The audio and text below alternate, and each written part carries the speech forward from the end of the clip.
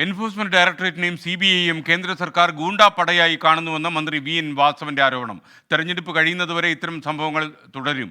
ഡൽഹിയിലെ അടിയന്തരാവസ്ഥയ്ക്ക് സമാനമായ സാഹചര്യം കേരളത്തിലും വരാമെന്നും മന്ത്രി VN വാസവൻ. ഡൽഹിയിലൊരു സിറ്റിംഗ് മുഖ്യമന്ത്രിയെ ഒരു മൊഴിയുടെ അടിസ്ഥാനത്തിൽ വിളിച്ച് 6 ദിവസമായിട്ട് ജയിലിൽ കിടക്കുക. അത്തരം ക്രൂരമായ ജനാധിപത്യ വിരുദ്ധമായ നിയമവിരുദ്ധമായ ലോകം അപലപിച്ച സംഭവം നമ്മുടെ രാജ്യം കണ്ടു കഴിഞ്ഞിരിക്കുക. എന്നുവെച്ചാൽ കേന്ദ്ര ഗവൺമെന്റ് EDയെ തങ്ങളുടെ ഗുണ്ടാപ്പടയായി, അതുപോലെ തന്നെ CBIയെ, ഏതെല്ലാം ഏജൻസികളെ പ്രയോജനപ്പെടുത്തിയാണ് രാഷ്ട്രീയ പ്രതിയോഗികളെ കയ്യാമം വെച്ച് കൽത്തുറങ്ങിൽ അടച്ചുകൊണ്ടിരിക്കുന്നത്. അപ്പോൾ അത്തരം സംഭവങ്ങൾ ഈ തെരഞ്ഞെടുപ്പ് വരുന്നിടം വരെ അല്ലെങ്കിൽ കഴിയുന്നിടം വരെ അവർ തുടർന്നുകൊണ്ടേയിരിക്കും.